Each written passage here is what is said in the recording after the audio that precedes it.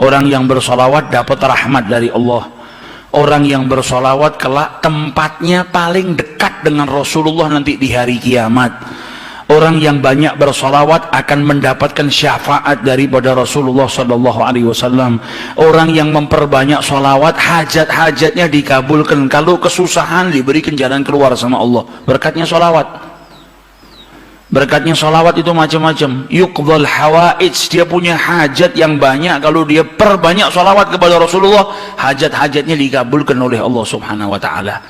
Sehingga dalam hadisnya banyak Nabi mengucap aktsiru, perbanyaklah solawat. Yang paling dekat dengan kau kelak di hari kiamat adalah yang paling banyak bersolawat saat di dunia. Para ulama menjelaskan al-iktsar, memperbanyak solawat itu paling sedikit dari kategori perbanyaklah solawat.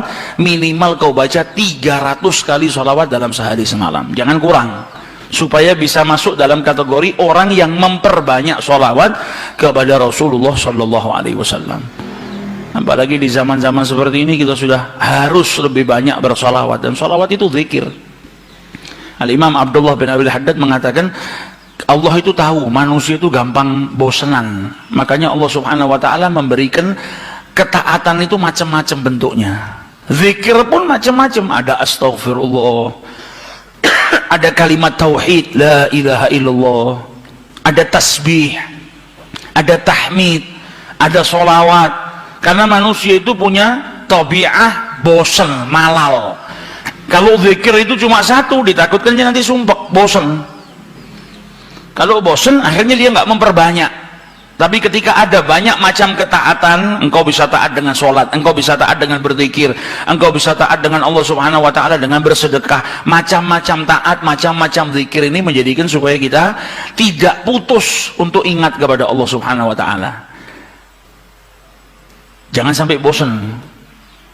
Pada dasarnya manusia itu cepat bosan, tapi bukan berarti terus saya bosan dengan istighfar, saya tak ganti ini. Jangan gantinya kita karena bosan, tapi diselang-seling supaya kebosanan tadi tidak timbul.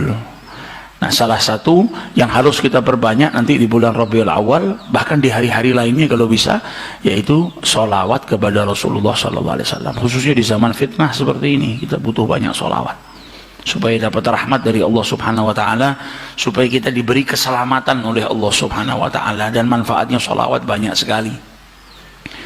Sehingga diceritakan dulu ada satu orang punya utang 500 dinar. Dia punya utang banyak sama orang, kemudian datang waktunya semua pada nagih, maka dia kebingungan, nggak punya uang. Akhirnya dia pergi ke salah seorang saudagar, dia pinjam uang 500 dinar. Diberikan sama saudagar tadi. Sebelum diberikan ditanya, kapan mau kau kembalikan uang ini? Maka dia berkata, insya Allah di tanggal sekian saya kembalikan. Uang itu diambil, dia bayarkan hutangnya satu persatu. Selesai dibayarkan tidak tersisa uangnya, nggak ada sisa modal untuk dia putarkan supaya bisa bayar hutangnya yang 500 dinar ini. Karena apa? Memang dia pinjam sesuai dengan kadar hutangnya. Sampai ketika datang waktu jatuh tempo, yang punya uang datang ke rumahnya nagih, mana uang 500 dinar yang kau pinjam? Kau janji hari ini akan melunasinya. Maka dia bilang, demi Allah sepeser pun saya nggak punya, saya belum mendapatkan apa-apa untuk saya bayarkan kepada dirimu. Maka yang punya uang nggak mau tahu. Engkau janji tanggal sekian mau kau bayar, sekarang sudah jatuh temponya, maka bayar hutangmu sesuai dengan ucapanmu. Dia bilang, saya nggak punya. Kalau begitu ayo pergi ke Qadhi, pergi ke hakim. Nggak benar ini perbuatanmu. Maka yang ngutang tadi dibawa sama yang punya uang ke hakim. Diceritakan perkaranya, ditanya sama hakim, kenapa tidak kau bayar hutangmu? Bukankah engkau berjanji hari ini akan melunasinya? Dia bilang, iya saya berjanji, tapi saya nggak punya uang.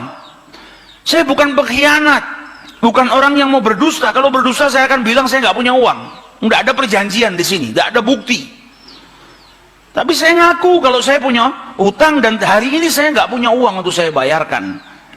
Maka Qadhi berkata, apa? Kalau begitu kau melanggar janjimu, maka engkau harus dihukum, engkau harus dipenjara. Maka yang utang tadi bilang apa? Kalau begitu ya sudah, kalau memang hukumannya saya harus dipenjara karena saya nggak bayar utang, ya sudah saya terima. Tapi tolong berikan saya waktu 1 hari. saya mau kembali ke rumah saya mau izin dengan istri dan anak-anak saya, besok saya akan kembali ke sini lagi dan masukkan saya ke dalam penjara. Maka sang hakim berkata apa? Bagaimana mungkin saya bisa percaya dengan dirimu? Siapa yang menjamin dirimu? Kalau ada yang menjamin kau bakal kembali ke sini, maka saya lepaskan. Dia bilang, ya Ghazi, kalau saya niat lari, sudah dari kemarin-kemarin saya lari. Kalau saya niat lari, saya nggak datang ke sini, maka percayalah saya akan kembali di esok hari. Maka kata Ghazi, jaminannya apa? Akhirnya lelaki tadi bilang apa? Jaminannya yang menjamin saya adalah Rasulullah Shallallahu Alaihi Wasallam. Maka sang hakim bingung. Maksudmu yang menjamin Rasulullah ini bagaimana? Dibilang, ya hakim, kalau saya besok nggak kembali ke tempat ini, saya bersedia ditolak menjadi umatnya Nabi besar Muhammad Shallallahu Alaihi Wasallam. Ini tidak main-main sumpahnya. Dan ini bukan sembarang orang, memang orang yang soleh. Dia bilang, berikan saya waktu sebentar, saya kembali kepada keluarga saya pamit dengan istri saya, besok saya kembali. Saya bersumpah dan saya siap dikeluarkan dari umatnya Rasulullah, nggak dianggap sama Rasulullah kalau sampai saya berdusta. Maka si hakim tadi mendengar sumpahnya seperti ini, akhirnya dipercaya. Kalau begitu kembalilah. Maka dia kembali ke rumah, dia ceritakan kepada istrinya, dia minta izin sama istrinya, suamimu ini mungkin besok di penjara karena nggak bisa bayar utang. Kata istrinya, kalau kau dihukum penjara, terus apa yang bisa membuatmu keluar sekarang ini? Kok tidak langsung di penjara, kok bisa kembali ke rumah? Kata suaminya, karena saya mendapatkan jaminan. Dari siapa? Dari Rasulullah. Dia ceritakan, saya bersumpah kalau saya nggak kembali di esok hari, saya rela tidak dianggap sebagai umatnya Rasulullah SAW. Maka istrinya berkata, selagi engkau ini mendapat jaminan dari Rasulullah, atau kau menjaminkan Rasulullah SAW, maka ayo kita perbanyak sholawat, semoga Nabi besar Muhammad SAW benar-benar menjamin dirimu. Karena sholawat itu manfaatnya besar. Sholawat ini berkahnya luar biasa. Maka si suami sama si istri kemudian diperbanyak sholawat, membaca sholawat yang sangat banyak sampai mereka akhirnya tertidur. Yang laki yang punya utang tadi ketika tidur mimpi berjumpa dengan Rasulullah SAW. Dan Nabi dalam hadisnya telah bersabda, man ra'ani fakat ra'ani haqqa. Siapa yang mimpi berjumpa dengan diriku, maka sesungguhnya itu aku. Karena syaitan gak bisa menyerupai Nabi besar Muhammad SAW. Dan orang yang dalam hatinya ada mahabbah, orang yang rindu, orang yang membersihkan dirinya, orang yang memang benar-benar ingin berjumpa dengan Rasulullah SAW, akan diperjumpakan oleh Allah Subhanahu Wa Taala dalam mimpinya ataupun dalam keadaan yaqdhatan. Karena Nabi pun menjelaskan ada orang-orang yang bisa melihat Rasulullah SAW dalam keadaan sadar. Sebagaimana dulu diriwayatkan ada seorang santri kepingin ketemu sama Rasulullah, pingin mimpi. Tanya sama gurunya, sama kiainya, ajarkan kepadaku caranya mimpi ketemu Rasulullah itu bagaimana. Kata kiainya, apa? Gampang. Nanti malam kau makan ikan asin yang banyak, setelah makan jangan minum, kau tidur. Maka dia bingung, apa hubungannya ikan asin dengan mimpi ketemu Rasulullah? Praktekkan.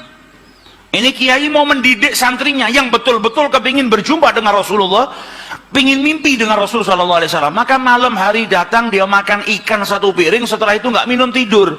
Bangun tidur, dia pergi ke gurunya, marah, mana saya nggak mimpi ketemu Rasulullah. Kata gurunya, apa yang kau impikan? Kau mimpi ngelihat apa? Kata santri tadi, saya mimpi ngelihat laut, ngelihat sungai, ngelihat hujan, ngelihat air terjun. Kata gurunya, karena sebelum tidur yang kau rindukan adalah air. Kau makan ikan asin sehingga kau kehausan. Yang kau rindukan dan kau dambakan air. Maka apa yang kau rindukan dan apa yang kau dambakan datang dalam mimpi. Coba setiap kali kau tidur kau rindu dengan Rasulullah. Coba setiap kali kau tidur kau ingin sekali dan minta sama Allah Subhanahu Wa Taala akan diperjumpakan dengan Rasul Sallallahu Alaihi Wasallam. Maka kau akan diperjumpakan dengan Nabi besar Muhammad Sallallahu Alaihi Wasallam. Nah, ini yang diajarkan sama para ulama. Ini yang punya utang tadi mimpi ketemu Rasulullah Sallallahu Alaihi Wasallam. Dalam mimpinya apa kata Rasulullah? Kau jangan takut, jangan gelisah. Orang yang mahabbah, baca solawatnya bukan sekedar baca, tapi baca dari lubuk hatinya, baca dengan penuh kecintaan. Mimpi berjumpa dengan Rasulullah dan berkahnya solawat tadi bisa menyelamatkan orang, hajat-hajatnya bisa dikabulkan, dapat pertolongan dari Allah Subhanahu Wa Taala. Maka dalam mimpinya Rasulullah bilang apa? Besok pagi kau pergi, idhab ilal wali, Pergi ke gubernur di tempatmu itu, bilang sama gubernur tadi, Rasulullah mengucapkan salam kepadamu, dan sampaikan kepada si gubernur, kalau setiap hari dia bersolawat kepada Rasulullah sebanyak 1000 kali, itu solawatnya sampai kepada Nabi Muhammad. Dan sampaikan kepada si gubernur, tadi malam dia itu kebingungan baca solawat sudah 1000 atau belum, ada salah dalam menghitung sehingga dia itu gelisah, saya sudah 1000 atau belum. Maka sampaikan kepada gubernur itu bahwasanya sholawatnya sudah sampai 1000, jadi dia nggak perlu gelisah. Bangun dari tidur, dia mau kembali ke Ghazi, tapi sebelumnya dia pergi ke wali, pergi ke gubernur tadi. Sampai di rumahnya gubernur, dia sampaikan, wahai wali, wahai gubernur, Rasulullah menitipkan salam kepadamu. Kaget dia. Orang yang selama ini dia sholawati, gubernur ini gubernur yang cinta kepada Rasul Sallallahu Alaihi Wasallam, tiba-tiba ada orang yang datang bawakan salam dari Rasul Sallallahu Alaihi Wasallam. Nabi Muhammad berkata kepadamu, wahai gubernur, sholawatmu yang kau baca 1000 kali setiap hari sampai kepada Rasulullah. Dan tadi malam ketika engkau kebingungan sholawatmu itu sudah 1000 atau belum, ternyata sudah 1000. Nabi ngabarkan kau jangan takut, jangan gelisah, karena sholawatmu seperti biasa, istiqomah kau baca, jumlahnya sudah 1000. Dan Nabi Muhammad minta engkau bantu diri saya untuk melunasi hutang. Maka saking gembiranya dapat salam dari Rasulullah, dapat kabar kalau sholawatnya yang selama ini dia baca sampai kepada Rasul Sallallahu Alaihi Wasallam. Ditanya utangmu berapa? 500 dinar. Diambilkan 500 dinar dari Baitul Mal. Setelah itu diambilkan lagi 2500 dinar dari uang pribadinya. Ini hadiah buat dirimu karena kau datang bawa kabar gembira kepadaku, yaitu Rasulullah Shallallahu Alaihi Wasallam mengucapkan salam kepadaku. Mahabbah. Kita belum tentu, kalau mungkin andai ada orang yang mimpi berjumpa dengan Rasulullah, kemudian Nabi mengucapkan salam kepada kita, belum tentu kita bahagia sampai bisa mengeluarkan harta seperti itu. Tapi orang-orang yang mahabbah, kecintaannya sama Rasulullah luar biasa. Maka dia pulang dari rumahnya si gubernur tadi bawa uang 3000 dinar. Utangnya cuma 500 dinar. Berkat sholawat dia bisa melunasi hutangnya. Maka dia pergi ke rumah qadhi, sebagaimana janjinya dia akan kembali. Dia ketuk pintu rumah qadhi, maka qadhi tadi ketika buka pintunya langsung memeluk orang tersebut, nangis yang luar biasa dan berkata apa? Alhamdulillah, berkat dirimu tadi malam saya mimpi ketemu Rasulullah SAW. Kata Rasulullah apa? Kalau engkau membantu orang yang punya utang itu untuk melunasi hutangnya, maka aku akan membantumu kelak di hari kiamat. Diambilkan uang 500 dinar diberikan kepada orang tersebut. Sampai qadhinya pun diimpiin sama Rasulullah SAW. Keluar dari rumahnya Ghazi bawa uang berapa? 3.500 dinar. Dia pergi ke tempat orang yang dia utangi mau bayar utangnya.